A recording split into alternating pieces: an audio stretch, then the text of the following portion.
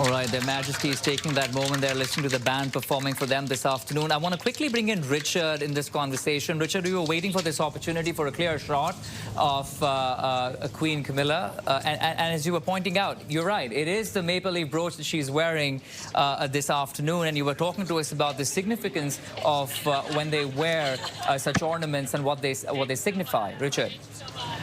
Well, that's right. I mean, as I was mentioning, the Queen now in her collection has 5 different brooches that have very significant Canadian content. This is the oldest of them. This was from the 1939 Royal Tour of King George VI and Queen Elizabeth, later the Queen Mother.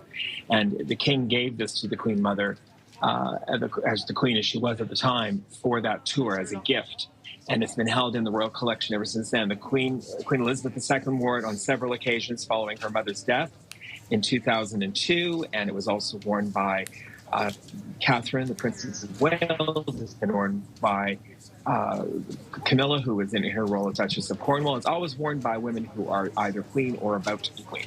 So it's very significant that Camilla is now wearing it, and that she's wearing it on this tour, her first time that she's set foot into Canada as queen of this country, as well as the United Kingdom and other countries. Remember that Camilla actually has some very interesting Canadian lineage herself. If people are familiar with Dundurn Castle in Hamilton, that the individual who built that, Mr. McNabb, who is a politician in what then was then Upper Canada, he in fact is related to her through the line. So she actually has a very interesting history, and I believe on her first tour in Canada, 2009, she went to Dundurn and learned quite a lot about that. So it's a very interesting journey that she's had in her life, and it's a very interesting lineage that she has right back to Mr. McNabb, who was Premier of Upper Canada in the 19th century. Very interesting indeed. And what we're seeing right now is that Their Majesties have concluded this part of the itinerary. The first major event that was lined up was actually the visit at the Lansdowne Park, where they were meeting with a lot of people. As we saw, there were vendors, musicians, crowds in general. A lot of people have turned out. Katie Griffin, our colleague, was telling us that it was actually completely packed, and we know that it's a largish area, so it would definitely have hundreds and hundreds of people who have gathered here this afternoon on a beautiful day in Ottawa to get a glimpse of King Charles III and the Queen. They met with, of course, several vendors. We saw that how the King dropped a puck for a short hockey game over there, had interactions with the vendors of food, what seemed like a falafel vendor and somebody who produces maple syrup. And then, of course, at the Aberdeen Pavilion, he spoke with a lot of people inside there as well with different vendors. Now, Their Majesties are off from the Lansdowne Park. They're headed to the Reader Hall for the next steps and the next items on their itinerary, for which I'm going to bring in Richard one more time to talk us through what we can expect next, or what happens from Lansdowne Park as they head towards the Reader Hall. Richard.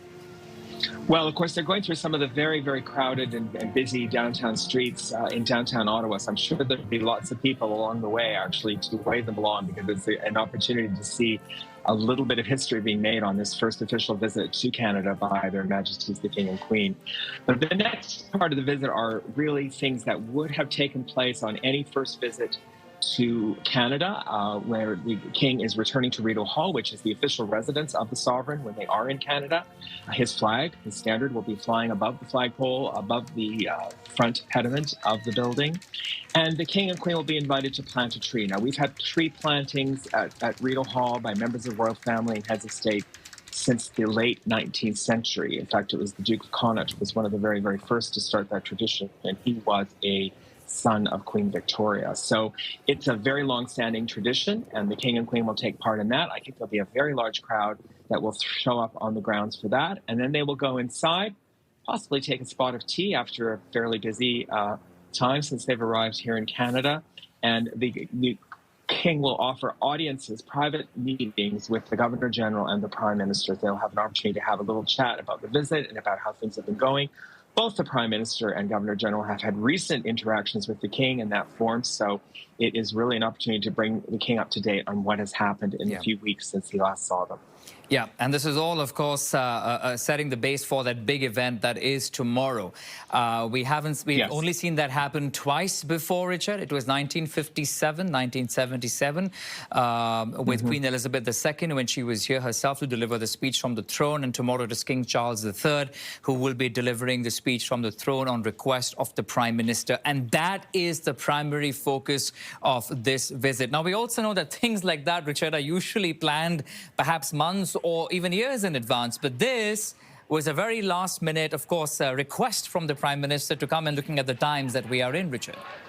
Yeah, it is very, very quick turnaround. And let's remember also, the election was just on the 28th of April.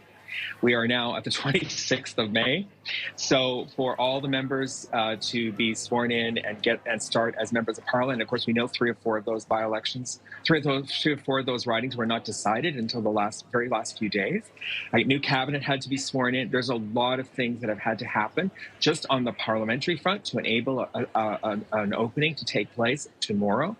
But, you know, to wedge in even a 48-hour period into the King's diary, at this time of year, I mean, it's also a busy time of year in the United Kingdom with many traditional events like Trooping the Colour, the Order of the Garter, Royal Ascot, the Chelsea Flower Show. I could go on and on. Many Canadians have been to those events. So to wedge that into the King's diary was a very significant thing. And it really, I think it was obviously a real imperative of the Canadian government, and the palace was happy to acquiesce given this seriousness of the moment we find ourselves in our relationship with the United States. So it's very significant. It's extraordinary that it's come together. It is going to be a little tricky because the center block is under construction. So the temporary Senate chamber is going to be used, and it's not as large as the usual Senate chamber. Only 450 guests can fit in. I'm sure many more would like to be there, and there's been lots of jockeying for position, I'm sure, in Ottawa. But nonetheless, we'll see it all through the magic of television.